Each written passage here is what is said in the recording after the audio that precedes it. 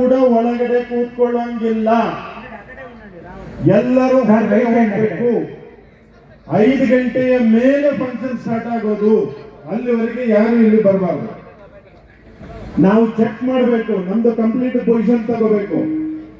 ಆಮೇಲೆ ಇವನ್ ವೆಹಿಕಲ್ಸ್, ಯಾರು ನಿಮ್ಮ ವೆಹಿಕಲ್ಸ್ ಎಲ್ಲಾನು ಚಿನ್ಸಂದ್ರ ಕ್ರಾಸ್ ಇಂದ ಆಚೆಗೆ ಪಾರ್ಕಿಂಗ್, ಪೆಟ್ರೋಲ್ ಬಂಕ್ ಹತ್ರ ಪಾರ್ಕಿಂಗ್ ಜಾಗ ಮಾಡಿದ್ದಾರೆ. ನಡೆ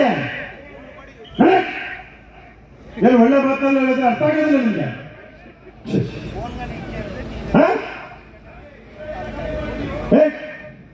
ಎಲ್ಲ ಹೊರಗಡೆ ಹೋಗ್ಬೇಕು, ಯಾರು ಒಳಗಡೆ ನಿಲ್ಲಂಗಿಲ್ಲ.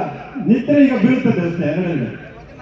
ನಾವು ಚೆಕಿಂಗ್ ಮಾಡಿಸ್ಬೇಕು, ಕಂಪ್ಲೀಟ್ ಚೆಕ್ ಆಗಬೇಕು ನಮ್ಗೆ. ಅದಕ್ಕೆ ನಾವು ಚೆಕ್ ಮಾಡಿ ಪೊಸಿಷನ್ ತಗೊಳ್ಳೋವರೆಗೆ ಯಾರನ್ನು ಒಳಗಡೆ ಬಿಡೋದಿಲ್ಲ. ನಿಮ್ಮ ವೆಹಿಕಲ್ಸ್ ತಗೊಂಡೋಗಿ ಚಿನ್ಸಂದ್ರ ಕ್ರಾಸ್ ಅಲ್ಲಿ ಪಾರ್ಕಿಂಗ್ ವ್ಯವಸ್ಥೆ ಮಾಡಿದ್ದೀವಿ. ಯಾವುದೇ ವೆಹಿಕಲ್ಸ್ ಇಲ್ಲಿ ಒಳಗಡೆ ನಿಲ್ಲುವಂಗಿಲ್ಲ.